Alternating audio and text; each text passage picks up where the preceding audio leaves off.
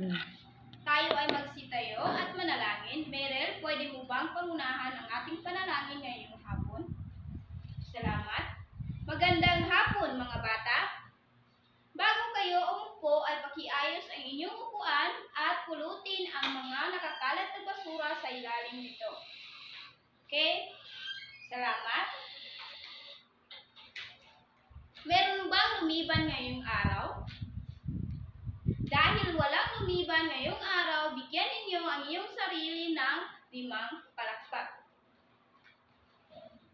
Sino ang nakakaalala pa ng ating tinalakay kahapon? Tama, ang tinalakay natin ay ang lokasyon ng Pilipinas. Bago tayo magsisimula, ano ang pamantayan sa loob ng klase kung tayo ay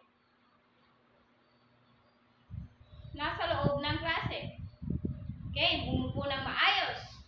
Makinig sa guro. Itaas ang kanang kamay kung gustong sumagot. Ang tinalakay natin kahapon ay tungkol sa lokasyon ng Pilipinas. Ngayon naman, meron akong ditong hinandang laro at inyong huhulaan. Tawag dito ay ang jumble letters. Panuto, ayusin ang mga nakahalong letra para mabuo ang pangalan ng tinutukoy sa bawat bilang. Sino ang gustong sumagot sa number 1?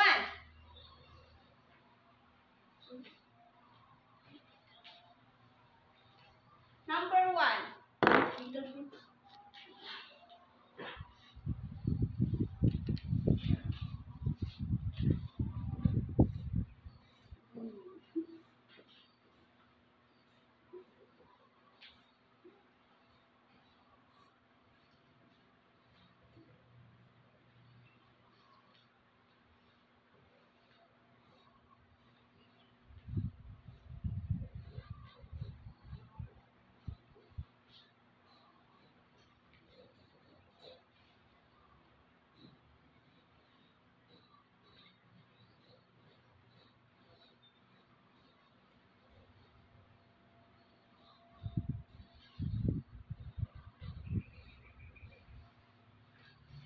Okay, tapos na ang lahat. Ngayon, ating i-check ang inyong mga sinagot.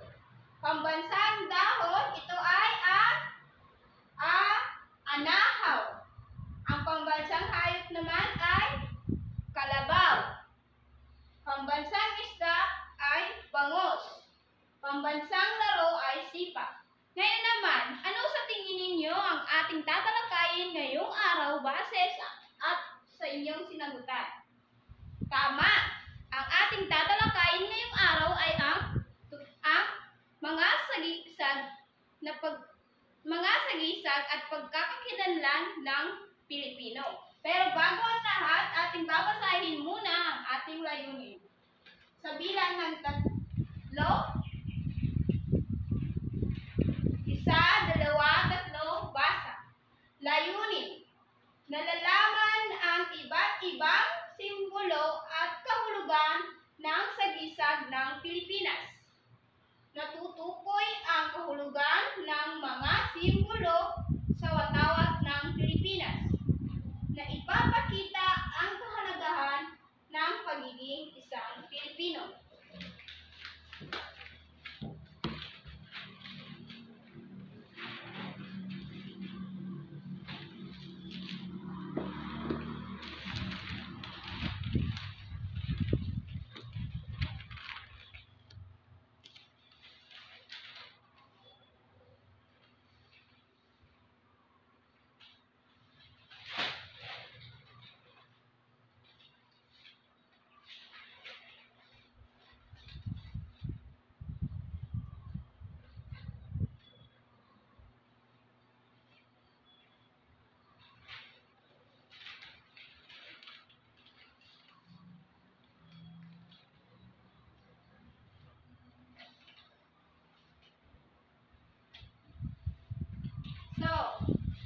Ang tanong, sumasali ba kayo sa tuwing tinataas ang ating watawat?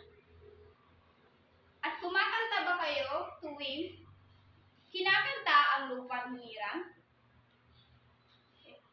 Ang watawat.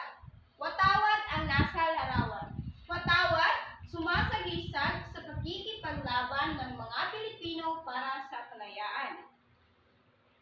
Ang tumahi ng watawat ng Pilipinas ay sina Marcela Agoncillo, Lorenza Agoncillo, at Delfina Herbosa de Natividad. Noong 1998 ay tinahi ang unang watawat sa Hong Kong. Si Emilio Aguinaldo naman ang nagdisenyo sa watawat. Ang pula na kulay sa watawat ay nagsumasagisag sa pagkamakabayan at katapangan. Samantalang ang bukhaw ay sumasagisag sa kapayapaan at katarungan. Ang puti at bangat at sulok, kadalisayan at kabutihan. At ang tatlong bituin ay sumasagisag sa tatlong malalaking pulo ng Pilipinas tulad ng Luzon, Visayas, at Mindanao. Samantalang ang 8 sinag ng araw ay sumasagisag sa mga lugar sa Manila, Laguna, Pampanga, Tarlac, Cavite, Bulacan, at Nueva Ecija, at Batangas. So, naintindihan ba mga bata? So, again, ang pula ay nagsisimbolo ng katapangan, ang asul, ang bughaw ay sumisimbolo ng kapayapaan, samantalang ang puti ay ang kadalisayan. So, ngayon ay igugrupo kayo sa dalawang pangkat. Pero bago ang lahat, ito ang ating pamantayan.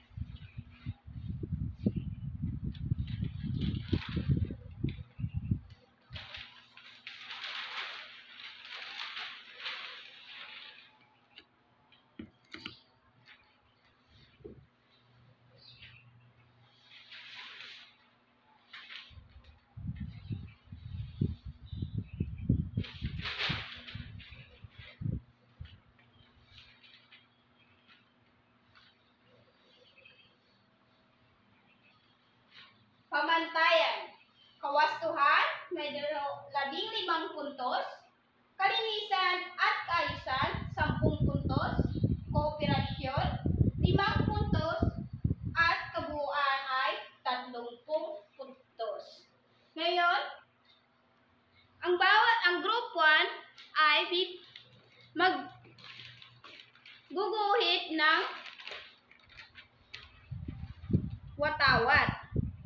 Samantalang ang group 2 ay kukunin ang mga color paper dito at gupitin at gumawa ng watawat.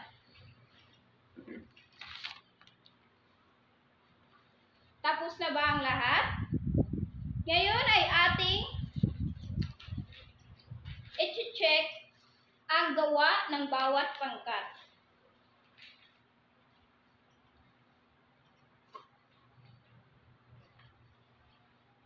Ito ang gawa ng pangkat 1.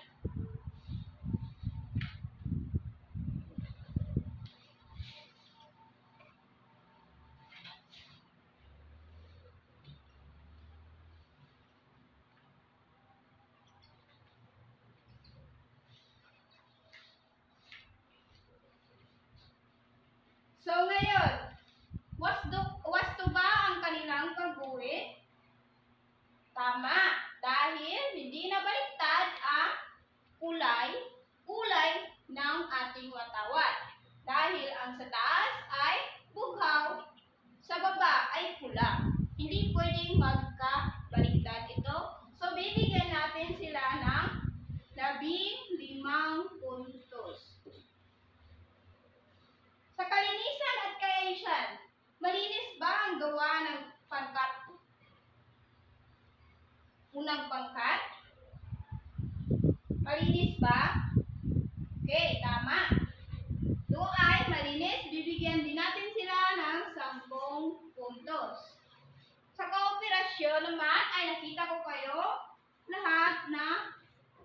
pag-cooperate. So, ngayon naman ating i-check ang gawa ng dokto.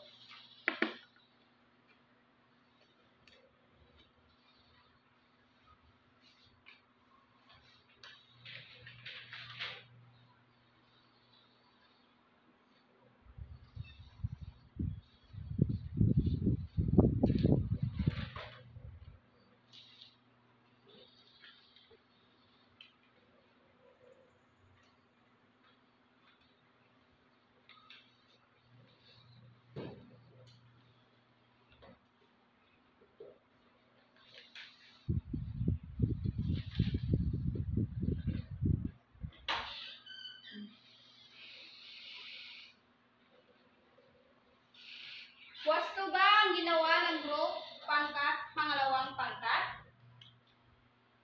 Tama. Wasto ang kanilang ginawa dahil tulad ng kanina, hindi nila nabalikan ang mga kulay. At kumpleto ang 8 sinag ng araw. Bibigyan natin sila ng 15 puntos. Sa kalinisan at kaayusan, malinis ba at maayos ang gawa ng pangalawang pangkat? Tama. Malinis ang kanilang ginawa. So, bibigyan natin sila ng 10 puntos. Ngayon, ang pangkat una ay nakakuha ng 30 puntos. Ang pangalawang pangkat ay nakakuha din ng 30 puntos. Ngayon, bigyan ninyo ang iyong sarili ng very good clap. Alam niyo ba ang very good clap? No, ang very good clap ay 1, 2, 3. 1, 2, 3. Very good, very good, very good. So,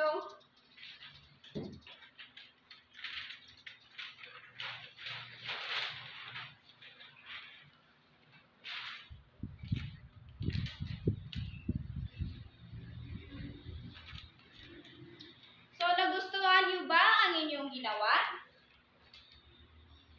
Madali ba ang inyong ginagawa? Ang inyong ginawa? Sa tingin ninyo, bakit naging madali ang inyong paggawa ng inyong gawa kanina? Tama, dahil sa pagtutulungan at kooperasyon.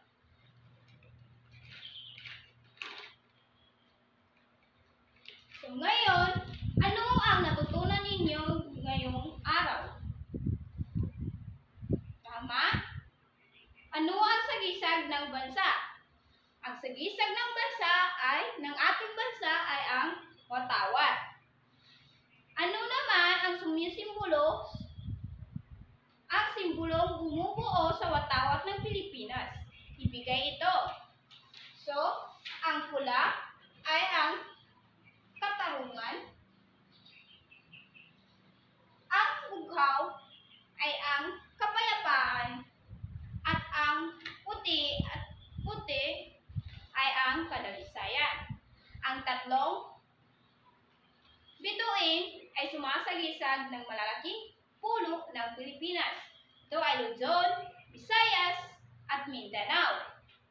Ang 8 sinag ng araw naman, ito ay ang Maynila, Laguna, Pampanga, Tarlac, Cavite, Bulacan, Nueva Ecija, at Batangas.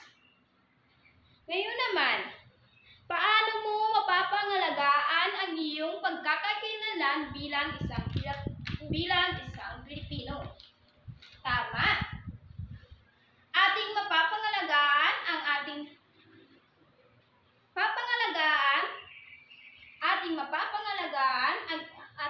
ang ating pagkakakilanlan bilang isang Pilipino sa pamamagitan ng pagrespeto sa watawat ng Pilipinas at pagkilala sa ating mga bayani at pagkilala din sa mga pambansang mga puno. Dapat alam natin na ang mga yan. So, ngayon naman ay mayroon akong ipasasagutan sa inyo.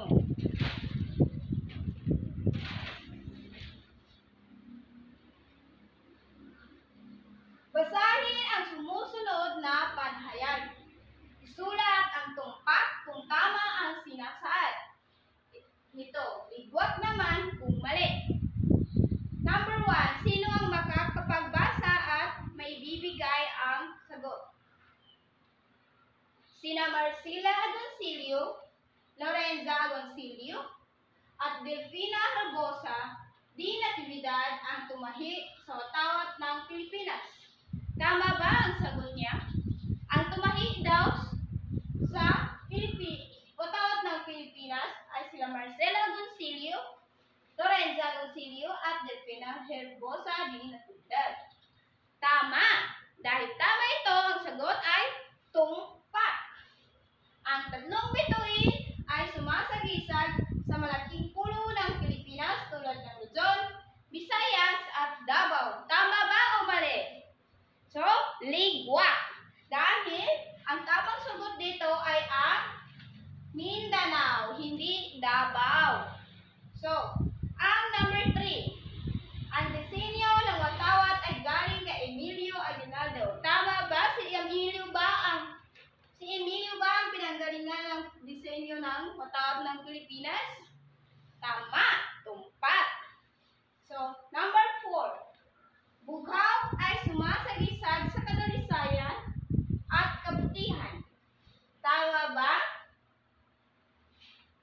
Bughaw ba? Tama.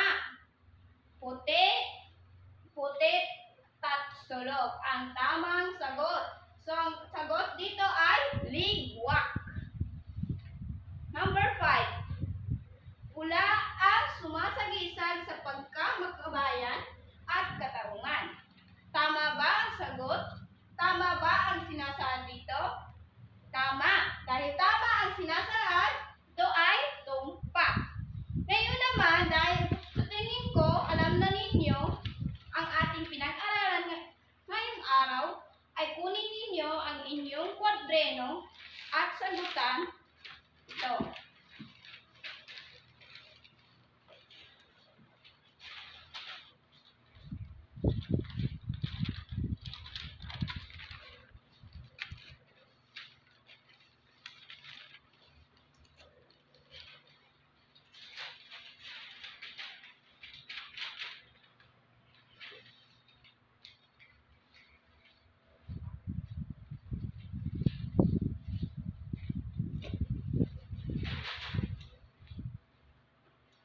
Sino ang makakasagot sa unang tanong? Ilan ang sinag ng araw sa watawat ng Pilipinas? Ilan? Okay, tama. Ang sagot. Ang watawat ng Pilipinas ay tinahi noong anong taon? 1898, 1889, 1889, 1998, or 1969? Tama, ang sagot ay letter, anong letter? Letter C, 1998. Pangatlong tanong, ang pambansang watawat ng Pilipinas ay isang mahalagang sagisag ng ating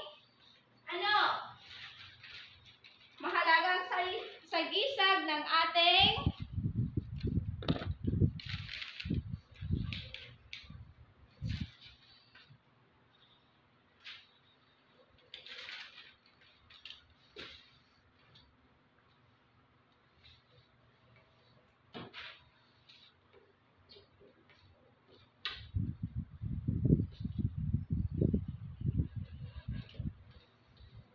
A. Bayan, B. Lahi, C. Kapayapaan, D. Bansa. Ano ang sagot? Tama. Ito ay ang pambansang watawat ng Pilipinas ay isang mahalagang sagisag ng ating bayan o bansa. Kaapat na tanong. Alin sa sumusunod ang hindi sinisimbolo ng kulay asul? A. Katapangan, B. Katotohanan, C. Kapayapaan, D. Wala sa nabanggit. Ano ang hindi sumisimbolo sa kulay ng asul? Tama, A.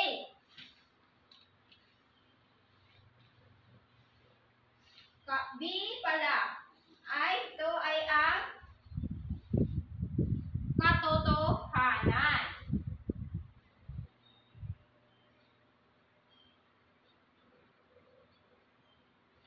Sa question number 5, ano ang sinasagisag ng puting tatsulok? A. Kapatiran, B. Katarungan, C. Kadalisayan, D. Kapayapaan. Tamang sagot ay letter C. Kadalisayan. Ang sinasagisag ng puting tatsulok ay kadalisayan. So ngayon, kopyahin niyo ito ang inyong takdang aralin at ipasa ito sa susunod na klase.